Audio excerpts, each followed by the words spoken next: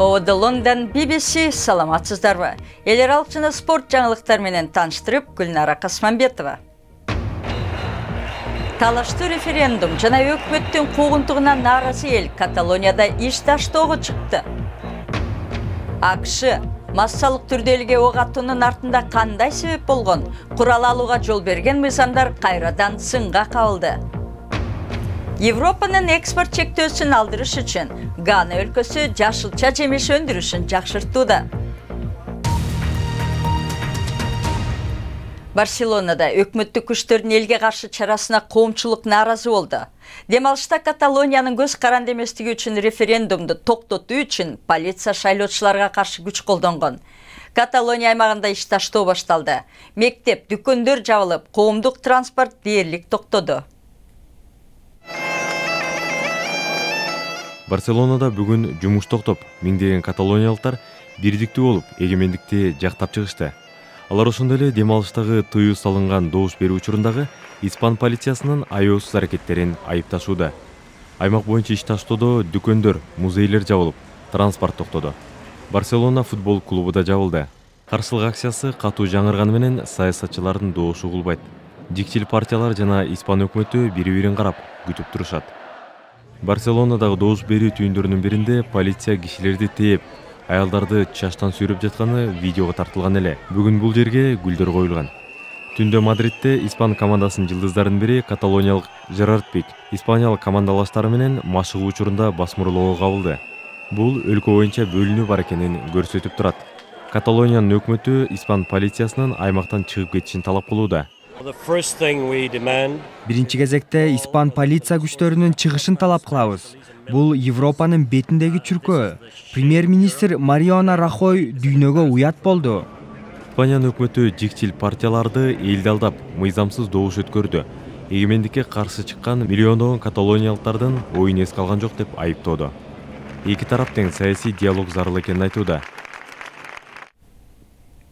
Американын полициясы куралчан киши Лас-Вегаста концертке келген кишилерди эмне себептен атканын далейликтөөдө. Окуяда 59 киши абат болуп, 527 адам жаракат алган. Стивен Падоктун 42 мылтыгы жана миңдеген окчонтою болгон. Президент Трамп кийинчерээк курал жарак тууралуу мыйзамды талкуулоо зарыл деп айтты. Бирок көпчүлүк америкалыктар бул талкууну жүргүзүүнүн учуру азыр келди деп эсептейт. Террор Лас-Вегаста болгон окуя Американы селт эттирди. Бул шаар чоң зомбулук болгон шаарлар тизмесин толуктады. Тизмеде түнкү клубда 49 кишинин өмүрү кыйылган Орландо шаары, 32 киши каза тапкан Вирджиния техникалык университети, Коннектикут шаары турушат. Бул жерде Сэнди Хук баштапкы мектебинде ок чыгарылып, 20 окуучу, 5 мугалим курман болгон. Көзөмөлдү күчөтүш керекпи деген суроо кайрадан коюлууда. Курал жарактан өлүмгө учураган кишилердин саны көбөйүүдө. 2014 жылы 12,5 миң болсо, быйыл бул сан 15 миңден ашты. Орто эсеп менен калктын колунда жеке менчикте 300 миллион курал жарак бар. Невада штатындагы куралга байланышкан мыйзамдар башка штаттарга салыштырмалуу кыйла жеңил. Курал сатып алуу үчүн уруксааттын кереги жок. Президент Трамптын жетекчилиги алдында бул жагдай өзгөрүшү арсар. Силердин президентиңер катары курал алып жүрүүгө болгон укугуңарды кыса турган кадамга эч качан барбайм. Бирок баары бир өзгөрүү талап кылган чакырыктар жаңырууда. 6 жыл мурун ок атууда аман калган конгрессмен Габриэла Гиффордстын күйөөсү дагы ушундай окуяны болтурбоо үчүн чара көрүш керек дейт. Өлкөдө курал колдонулган ырайымсыз окуялар, өз жанын кыюулар, бөбөктөр кокусунан ата-энесин аткан учурлар болуп жатканга карабай, Конгресс эч нерсе кылбай келет. Андан да ушундай массалык ок атуудан кийин курал жарактын сатылышы азайбастан тескерисинче өсүп кеткени кызык. Жагдайды өзгөртүш керек деген үндөр чыга баштады. Сиз көрүп жаткан BBC эми күндүн башка кабарларынын тизмеги. Физика илими жаатындагы Нобель сыйлыгы гравитациялык толкундарды изилдеген америкалык 3 окумуштууга ыйгарылды. Рейнер Вейс, Барри Бариш жана Кип Торн гиганттык 2 кара тешик кагышканда пайда болгон толкундарды изилдеген. Гравитациялык толкундардагы бул көрүнүштү Альберт Эйнштейн алдын ала айткан болчу, бирок аларды татаал иштеген. Президент Трамп АКШнын Пуэрто-Рико аймагына барды. Мария боронунан жапа чеккен аймакка жардам берилүүдө. 2 жума мурун борон чапкын жайма өткөндө аралдын борбору Сан-Хуан шаарынын мэри көңүл бурбайт деп президент Трампты сынга алган. Трамп мэр айымга жооп кылып, арал тургундары иштин баарын башкалар жасап беришин каалайт деп айтып алып, анын сөзү кызуу талкууга алынган. Малайзия ава жолдорунун MH370 рейсинин иликтеген австралиялык тергөөчүлөр акыркы билдирүүсүн жазады. Учак житип кеткени 3 уктаса түшкө кирбеген түшүнүксүз нерсе болду дешти алар. 239 жүргүнчү алып Куала-Лумпурдан Бейжиңге бараткан учак 3 жыл мурун дайынсыз жоголуп кеткен. Европа биримдигинин адистер тобу жашылча жемиштин сапатын жакшыртуу чараларын текшерүү жана өлкөнүн экспорттук мүмкүнчүлүктөрүн салмактоо үчүн Ганага келди. 2 жыл мурун Европа биримдиги сапаты начар болгондуктан Гана өлкөсүнүн жашылча жемиштин айрым түрлөрүн экспорттоого тыюу салган эле. Натыйжада Гана жыл сайын $30 миллион киришеден ажыраган. Ганага Европа биримдигине экспорттоочу жер жемиштердин сапаты талаптарга жооп бербегенге байланыштуу аларга тыюу салынган. Жер жемиштердин 5 түрүндө ар кандай курттар табылган. Феликс Камасса ачуу калемпир өстүрүп саткан дыйкан. Тыюу салынгандан бери ал $800 миң чыгашы болгонун айтты. Ал эми түшүмүнүн сапатын оңдоого катуу киришти. Мен Франциядан эл аралык рынокко чыгуу үчүн аудит жасаган эксперттерди чакырдым. Алар келип чарбамды көрүп чыгып, аудитин өткөрдү.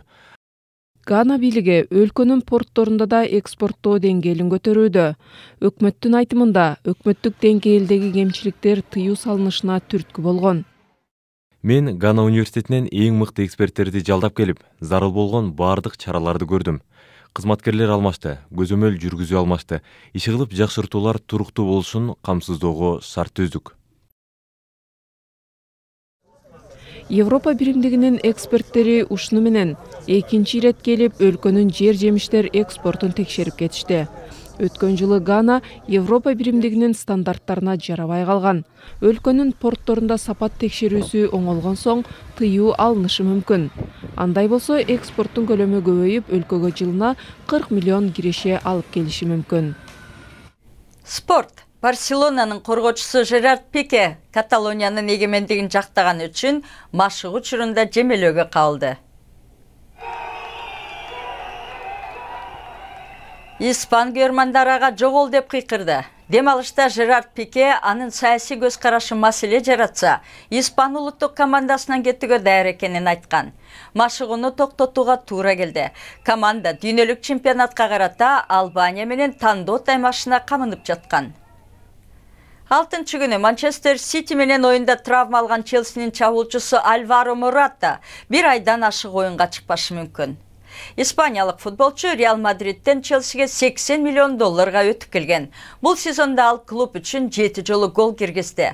Анын травмасы оор болгондуктан Испаниянын Албания жана Израилге каршы тандама оюндарына катышпай калат. Теннис боюнча Кытайдын ачык турниринде Екатерина Макарованы утуп алган Мария Шарапова эми Симона Халеп менен беттешет. Шарапова мекендеши Макарованы 6-4, 4-6, 6-1 эсебинде утту. Ал Симона Халеп менен буга чейин август айында Американын биринчилигинде беттешип жеңип алган. Программанын соңунда бийик тартылган зым менен зуулдап учуп көрдүңүз беле. Кенияда жаңа аттракцион ачылды. Бийиктикте тартылган зым учкан түлкү деп аталат.